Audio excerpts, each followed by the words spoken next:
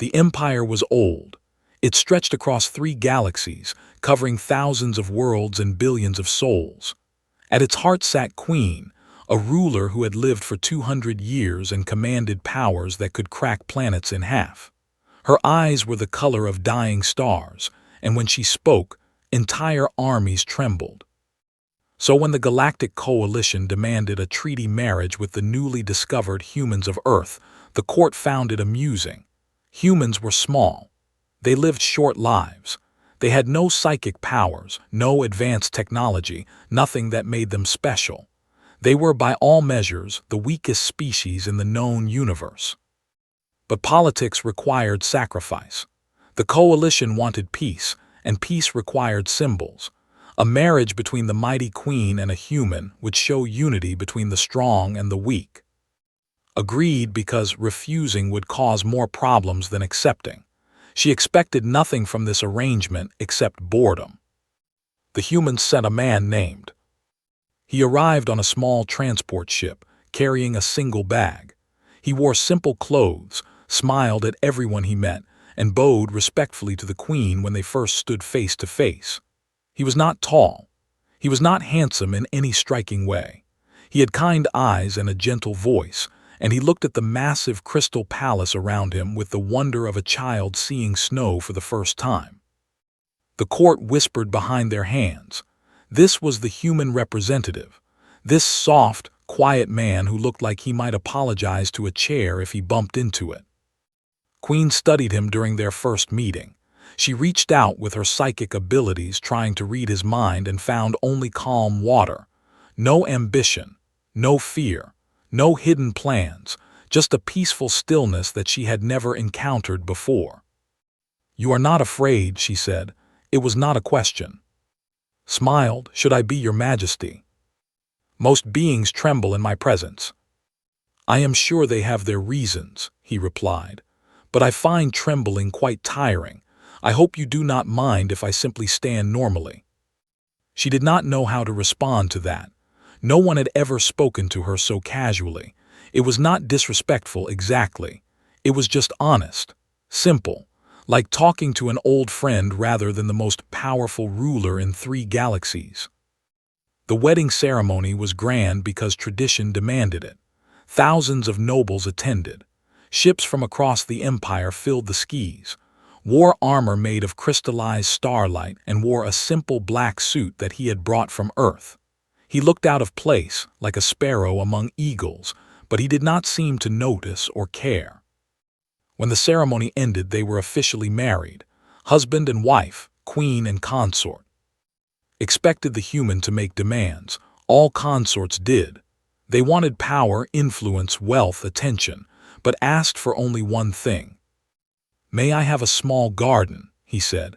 "I like growing vegetables, and perhaps feeding the birds if there are birds here." She gave him a garden. It seemed easier than arguing. Days turned into weeks. Weeks turned into months, settled into palace life like water filling a cup. He learned the names of every servant, every guard, every cook in the kitchen. He asked about their families, remembered their birthdays, and always had a kind word ready. The servants loved him. This was strange because servants usually feared anyone connected to the queen, but was different. He helped them carry heavy loads. He thanked them for every meal. He sat with the elderly gardener and listened to stories about flowers for hours. Watched all this with confusion. What was his game? What did he want? No one was this kind without wanting something in return. She tested him. She ignored him for days to see if he would complain. He did not. She gave him difficult tasks to see if he would fail. He completed them quietly and efficiently. She was cold and distant to see if he would grow angry. He remained warm and patient. "Why do you stay?" she asked him one night. They were sharing a meal as tradition required in her private chambers. "You could request a transfer. The treaty only required the marriage, not your continued presence." Set down his chopsticks. "Do you want me to leave, Your Majesty?" "I am asking why you stay." He thought about this for a moment. "I like it here. The palace is beautiful, the food is interesting, the people are kind once you get to know them." He paused. "And I made a promise. Marriage is a promise. I do not break my promises." Such a simple answer, such a human answer. Found herself thinking about him more often than she expected. She noticed that the palace felt different since his arrival, lighter somehow. The servants smiled more. Arguments among the staff decreased. Even the animals in the royal garden seemed calmer, always gathering around whenever he walked outside. One day, she watched from her window as he sat in his small vegetable garden, surrounded by strange bird-like creatures that usually attacked anyone who approached. They perched on his shoulders and ate seeds from his hand. Another day, she visited the medical wing and found him there, sitting beside wounded soldiers. He was not doing anything special, just talking to them, holding their hands, telling them stories about Earth. But the head physician pulled her aside and whispered something strange. "Your Majesty, the soldiers he visits heal faster than the others. I cannot explain it. Their wounds close quicker. Their spirits lift higher. It is as if his presence alone is medicine." Dismiss this as coincidence. Humans had no healing powers. Everyone knew that. But she could not dismiss her own experience. For 200 years she had suffered from nightmares. The burden of ruling, the weight of countless deaths ordered in her name, haunted her sleep. She often woke screaming, her powers accidentally destroying furniture and walls. Since started sitting in her chambers in the evenings, reading quietly in the corner while she worked, the nightmares had stopped. She slept deeply and peacefully for the first time in decades. She told herself it was coincidence. She told herself he was just a simple human, unremarkable and powerless, a treaty obligation and nothing more. But deep in her heart, in a place she rarely visited, a small voice whispered that something about was different. Something about him did not make sense. She ignored that voice. She would not be able to ignore it for much longer. 6 months after the wedding, the palace hosted the Grand Summit. Leaders from 12 major species gathered to discuss trade, borders, and peace. It was the most important diplomatic event of the decade, and security was supposed to be perfect. It was not perfect. The Dominion had been enemies of the Empire for centuries. They smiled at the summit and spoke words of friendship, but hatred lived in their hearts. They had spent years planning this moment, developing a weapon specifically designed to kill Queen. The weapon was a neural toxin, invisible and odorless, engineered to attack brain chemistry. It would shut down her psychic abilities and leave her helpless as a newborn. Their assassins would do the rest. The attack came during the evening feast. Was sitting at the head of the great table beside her as protocol required. She was listening to a boring speech from a minor diplomat when she felt something wrong. Her vision blurred. Her thoughts scattered like leaves in wind. She tried to reach for her powers and found nothing but empty darkness. She collapsed. The room erupted into chaos. Guards rushed forward. Diplomats screamed. But the assassins were already moving, emerging from the shadows where they had hidden for hours. There were 5 of them, elite killers, each one capable of defeating a dozen ordinary soldiers. They cut through the guards like paper. Their blades glowed with poison. Their eyes held no mercy. Caught as she fell, he lowered her gently to the ground, his face calm, his movements careful. The lead assassin approached, laughing at the sight. "Look at this," the assassin said. "The mighty queen helpless on the floor, and who protects her, a human, a weak, pathetic, ordinary human." The other assassins laughed. One of them kicked a fallen guard out of the way. Another cleaned blood from his blade. "Step aside, little man," the lead assassin said. "Our business is with the queen. You can live if you do not interfere." Looked up at them. His expression had not changed. He still looked calm, almost peaceful, like a man watching clouds pass across the sky. "She is my wife," he said quietly. "Your wife will be dead in moments. Accept it." "No," said, I do not think I will. He stood. It was a simple movement, just a man rising to his feet, but something changed in the room. The air grew heavy. The temperature dropped. The assassins, trained killers who had never known fear, suddenly felt their hearts beat faster. "What are you doing?" the lead assassin demanded. He raised his blade. "What is this?" Did not answer. He simply looked at them, and his eyes, which had always been kind and warm, now held something else. Something ancient. Something vast. Something that made the assassins feel like insects standing before a star. The lead assassin tried to move forward. He could not. His legs refused to obey. He tried to speak. His voice died in his throat. He tried to understand what was happening, and his mind could not grasp it. "You came into my wife's home," said. His voice was still quiet, still gentle, but it echoed in ways that made no sense. "You poisoned her. You meant to kill her. You laughed while doing it." He took a step forward. The assassins tried to run. They could not move at all now, frozen like statues, only their eyes showing the terror they felt. "I am going to teach you something," continued. "I am going to teach you what happens when you threaten someone I love." What happened next was impossible to describe. The assassins did not die. Death would have been mercy. Instead, their physical forms simply dissolved, scattering into particles too small to see. But their consciousness remained, aware and thinking, spread across dimensions that existed outside normal space and time. They would float there forever, unable to move, unable to speak, unable to do anything except exist and remember what they had done wrong. The whole thing took less than 3 seconds.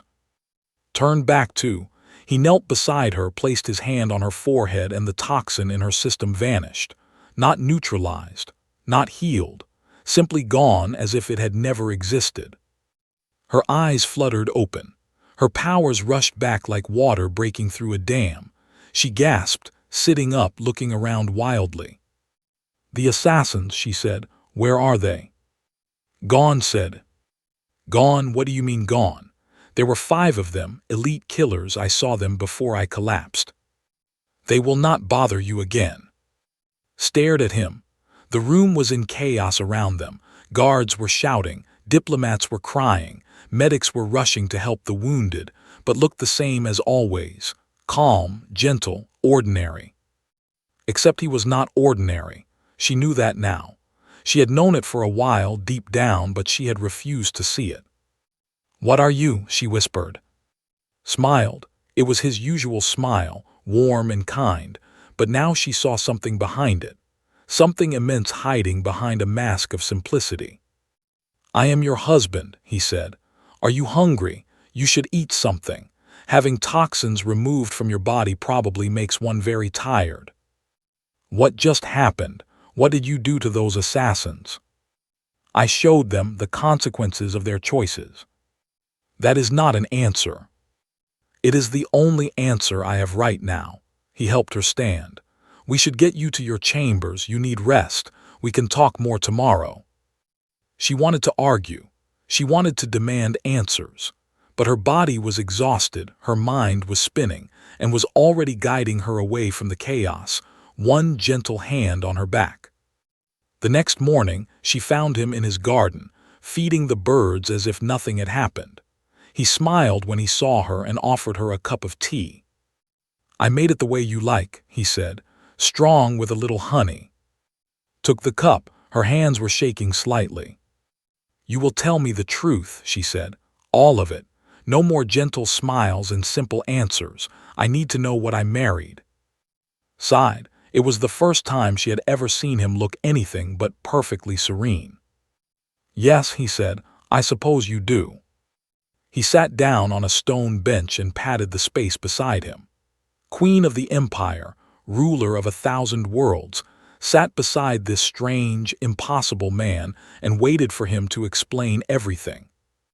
The explanation would change her understanding of the universe forever.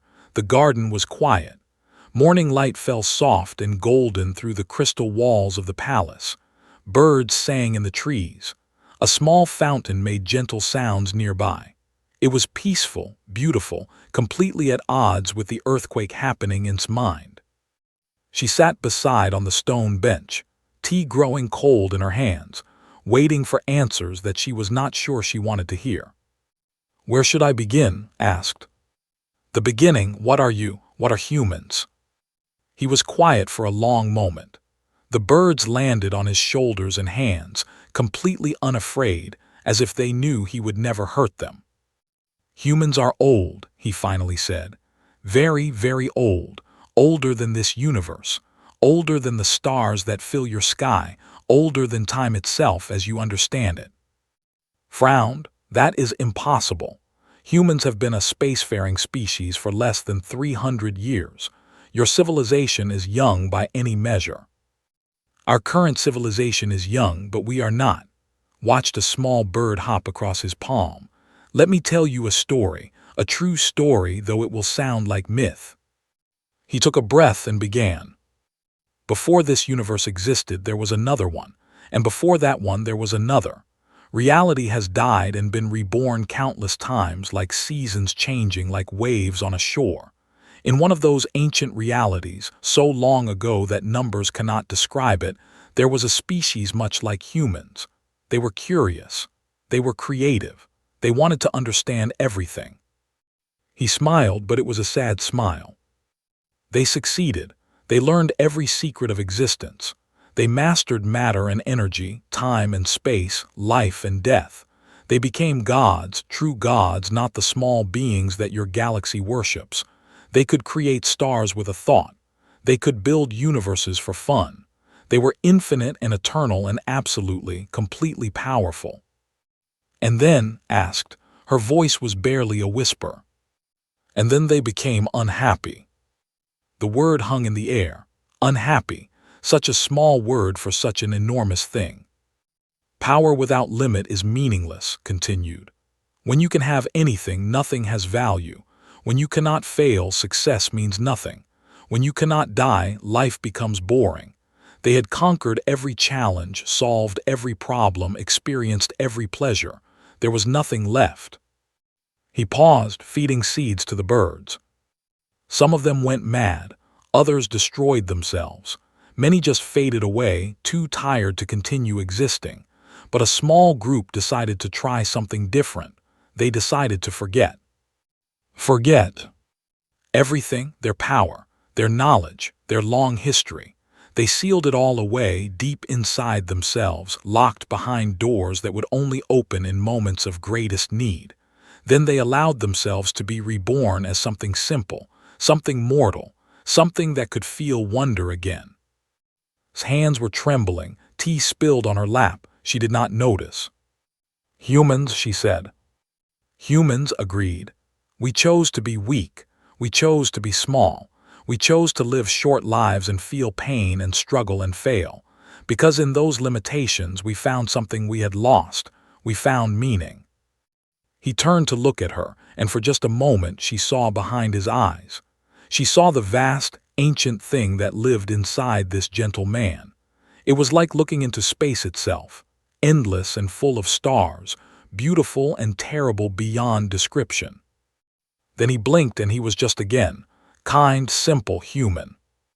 "Every human carries this inside them," he said. "Every single one. The grandmother baking cookies for her, the child playing in the mud, the farmer growing rice in his field. They are all gods who chose to forget because forgetting was the only way to be happy." "But you remember," said, "you used your power last night." "I remember enough. When someone I love is threatened, the doors open a little, just enough." He looked down at his hands. "I did not want to use it. I spent most of my life never using it. But those assassins were going to kill you, and I could not allow that." She walked a few steps away, trying to process everything she had heard. Her empire, her power, her 200 years of ruling 3 galaxies. All of it was nothing. A candle flame next to a star. A raindrop next to an ocean. "Why did you agree to this marriage?" she asked. "You could have refused. You could have done anything you wanted. Why come here and pretend to be ordinary?" I was not pretending. I am ordinary. The power inside me is not who I am. It is just something I carry like a tool I rarely use. He stood and walked to her side. I came because I was curious, because I wanted to see this empire, meet this queen everyone talked about. And when I met you, I wanted to stay. Why? Because you are lonely. He said it simply, without judgment. You have ruled for 200 years, surrounded by people who fear you or want something from you. No one sees you, they see the queen. I wanted to see you. She felt tears building in her eyes. She had not cried in decades. Queens did not cry. I am a monster, she said. I have ordered millions of deaths. I have destroyed planets. I have done terrible things in the name of empire. You have also protected billions of lives. You have kept peace across 3 galaxies. You have carried burdens that would crush most beings. He took her hand gently. You are not a monster. You are a person who made hard choices in impossible situations. That does not make you evil. It makes you real. She looked at their joined hands. His fingers were warm and soft, the hands of a gardener, not a god. What happens now? She asked. Whatever you want. Nothing needs to change. I am still just. I still want to feed the birds and grow vegetables and sit with you in the evenings. The power inside me does not change that. But I know now. I cannot unknown it. No, but knowing does not have to be a burden. It can be a gift. He smiled. You have a husband who will protect you from anything in this universe or any other. Is that so terrible? She laughed. It surprised her, the sound bubbling up from somewhere deep inside, somewhere she had forgotten existed. I married a god, she said, a god who likes gardening and making tea. The best kind of god, agreed. Now, will you help me plant tomatoes? I find that gardening helps when the mind is troubled. There is wisdom in dirt and seeds and growing things.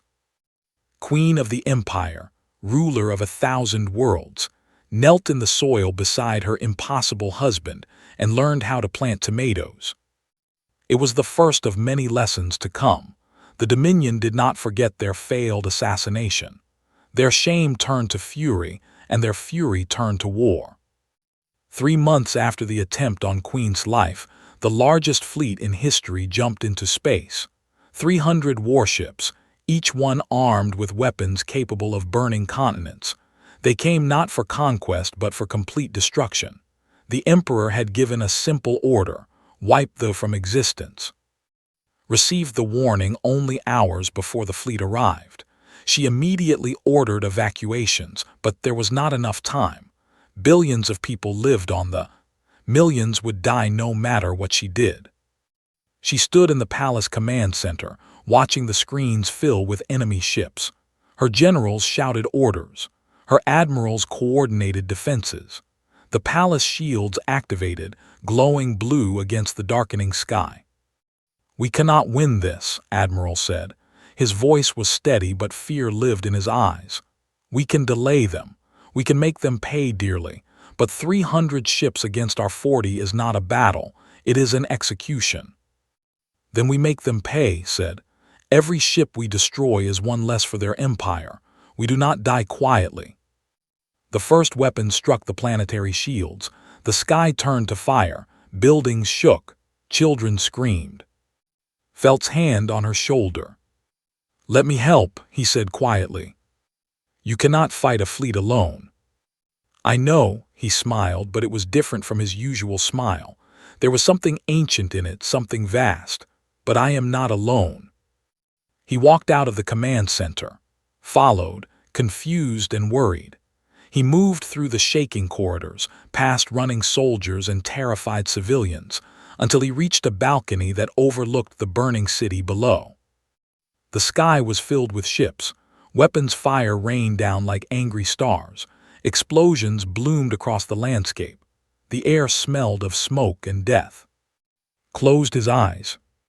What are you doing? Demanded. Calling my family. He sent out a signal. Not through machines, not through any technology that science could understand. It traveled through dimensions that had no names, reaching across the entire galaxy in less than a heartbeat. The message was simple: one of us needs help. Across the universe, humans heard. On a farming colony 3 galaxies away, a woman named set down her gardening tools. She was 70 years old, with gray hair and wrinkled hands. She had spent her life teaching children and growing flowers. She had never hurt anyone. She heard the call, and she began walking toward her small transport ship. On a space station orbiting a distant star, a musician named stopped playing his guitar. He was young, barely 20, with a gentle soul that hated violence. He had never been in a fight. He heard the call, and he headed for the nearest shuttle bay. On Earth itself, in a small apartment in Seoul, a grandmother named closed her book. She was 93 years old. She had spent her life cooking meals for her family and telling stories to her. She needed a cane to walk. She heard the call, and she called a taxi to the spaceport. All across the galaxy, humans responded. They did not ask questions. They did not hesitate. One of their own needed help, and so they went to help. It was as simple as breathing. They arrived in waves. Small ships at first, personal vessels and cargo transports, then larger ones, then more and more until the space around the filled with thousands of human ships. The commanders laughed at first. Human ships, unarmed civilian vessels. This was not a rescue, this was a joke. The humans landed on the planet. They walked out of their ships calmly, peacefully, looking like tourists rather than soldiers. Old men and young women, children and grandparents, artists and farmers and teachers and cooks. Not one of them carried a weapon. "What is this?" General of the fleet demanded. "Are the humans surrendering, or have they lost their minds?" No one answered his question. No one needed to. The elderly farming woman walked toward the battle line. Soldiers aimed their weapons at her. She did not slow down. She did not show fear. She raised one wrinkled hand. A dreadnought, 2 kilometers of armored death, folded in on itself like paper being crumpled by an invisible hand. 10,000 soldiers vanished in an instant, their ship compressed into a ball no larger than a marble. The fleet froze. Other humans raised their hands. Ships dissolved. Weapons stopped working. Soldiers found themselves floating harmlessly in space, alive but completely helpless. The young musician walked past a tank. He touched it gently, almost apologetically, and the war machine transformed into a flowering tree. The 93-year-old grandmother pointed at a falling bomb that would have killed thousands. It stopped in midair and became a flock of singing birds. The battle was not really a battle, it was a lesson. The humans did not kill unless absolutely necessary. They simply removed the ability to cause harm. Weapons became toys. Warships became sculptures. Soldiers became confused but living prisoners. 11 minutes after the humans arrived, the fleet was gone. Not destroyed, transformed. Their ships were now floating gardens and art installations and playgrounds for children. Their weapons were now musical instruments and cooking utensils and farming tools. The emperor, watching from his distant throne world, demanded an explanation. His admirals had none to give. Stood on the palace balcony beside him, watching the last of the human ships descend. An old man with a kind face approached them. He bowed to, then smiled at. "Hello, nephew," the old man said. "It has been a while." Uncle bowed respectfully. "Thank you for coming." Of course, family helps family. The old man looked at the sky, where ships were now beautiful sculptures floating among the stars. "I hope we were not too rough." Some of the younger ones got a little excited. Could not speak. She had just watched elderly farmers and teenage musicians defeat the most powerful military force in 3 galaxies, without killing, without hatred, without even raising their voices. "This is what you are," she finally said to all of you, every human. "Yes," he took her hand, "but we are also gardeners and teachers and musicians and cooks. The power is not who we are, it is just something we have, something we use only when we must. She looked at the humans gathering on her world. They were already helping, carrying wounded to medical stations, comforting frightened children, sharing food with hungry refugees. They looked so ordinary, so simple, so completely, impossibly human. Why, she asked, why hide this? You could rule everything. Smiled, and in that smile, she saw the wisdom of a species that had lived for longer than time itself. Because ruling everything is boring, he said. We tried it once. It made us miserable. This is better, being kind, being helpful, being small enough to appreciate small things. He put his arm around her shoulders. Now, he said, shall we go help with the rebuilding? I think I saw a kitchen that needs a new roof. The queen of the empire went with her human husband to help rebuild a kitchen. It was the strangest day of her very long life. And somehow also the best. The news spread across the galaxy like fire through dry grass. Humans were not what they seemed. The quiet, simple species that everyone had ignored for centuries was actually something else entirely. Something ancient, something powerful, something that had defeated the mighty Dominion without even trying. Fear followed the news. Many species remembered how they had treated humans over the years. They remembered the jokes, the insults, the small cruelties that the strong always gave to the weak. They wondered if revenge was coming. It was not. 3 days after the battle, humans across the galaxy broadcast a message. It went to every planet, every station, every ship with a receiver. The speaker was an old woman named, sitting in a simple chair in a simple room. She looked like someone's grandmother. She spoke calmly, warmly, like she was telling a bedtime story. We are humanity, she said. You have many questions about us. We will try to answer. Long ago, before this universe was born, we were different. We had power beyond imagination. We could do anything, be anything, create anything. We were gods in all but name. But power did not make us happy. Having everything meant valuing nothing. We learned that the greatest gift is limitation. The sweetest food is the food you worked hard to earn. The deepest love is the love that might be lost. The most beautiful life is the life that ends. So we chose to forget. We sealed away our power and became mortal. We became humans.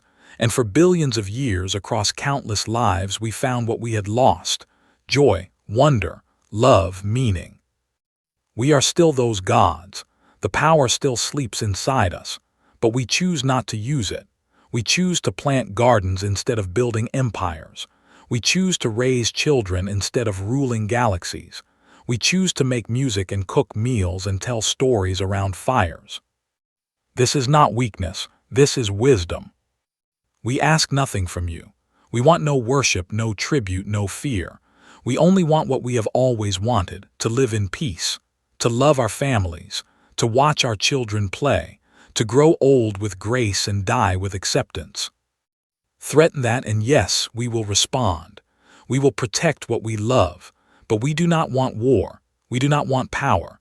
We want to be your neighbors, your friends, your partners in building a better universe. Come share a meal with us. Tell us your stories. Let us tell you ours. The universe is vast and beautiful and full of wonders. We would rather explore it with you than against you. That is all. Thank you for listening. The message ended. The galaxy was silent. Then slowly, something amazing happened.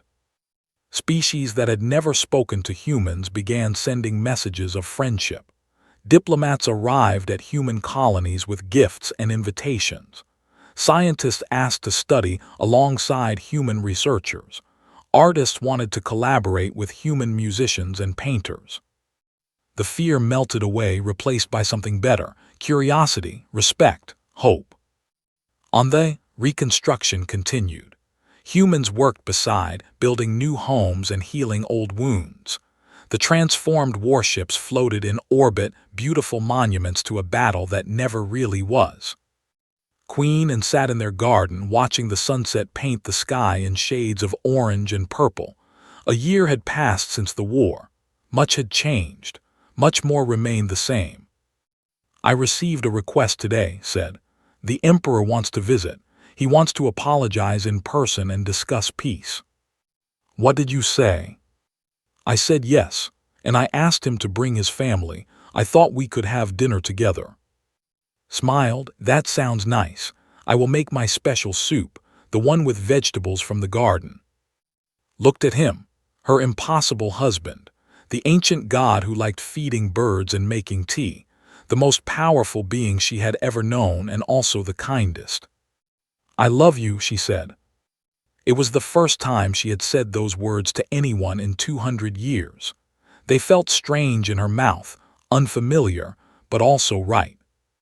Smile grew wider. I know, I have known for a while. I was waiting for you to realize it. How long were you going to wait? Forever if necessary. Some things are worth waiting for. She laughed and leaned against his shoulder. He put his arm around her. They watched the stars appear, one by one, filling the darkening sky. What happens now? She asked. With humanity revealed, everything will change. Change is not bad. Change is how things grow. He pointed at a distant star. You see that one? 1,000 years ago, I watched it being born. I watched clouds of gas and dust spin together until they caught fire and became light. It took millions of years. It was beautiful. You were there. I was different then, but yes, he looked at her. I have seen wonders that would take lifetimes to describe, but nothing has been more wonderful than this.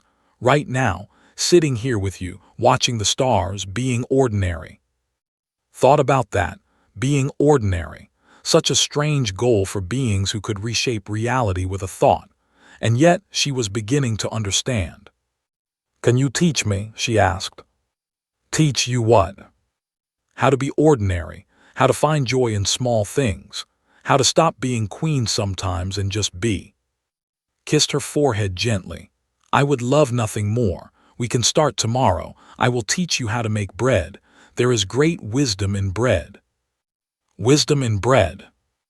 You take simple things, flour, water, yeast. You mix them together, you wait, you are patient. And then from those simple things something wonderful rises. He shrugged. That is life. Simple ingredients, patience, and trust that something wonderful will come. Smiled. For the first time in 200 years she felt truly happy. Not satisfied. Not content. Happy. Like a child seeing snow for the first time, like a grandmother holding her newborn grandchild, like a lover watching the sunrise with the person they adore. I think I understand, she said. Good, now come inside. I made dinner and it is getting cold. They stood and walked together into the palace. The ancient god and the alien queen, the gardener and the ruler of 3 galaxies, the husband and wife who had found each other across impossible distances. Behind them in the sky, the stars shone steady and bright. Somewhere out there, beings who remembered the old universe whispered to each other. The sleepers have woken, they said, but they have not woken angry, they have woken kind. The galaxy has never been safer. In the palace kitchen, served soup into bowls while set the table. Tomorrow there would be politics and problems and the endless work of ruling. But tonight there was warm food and good company and the simple pleasure of being together. It was enough. It was more than enough. It was everything.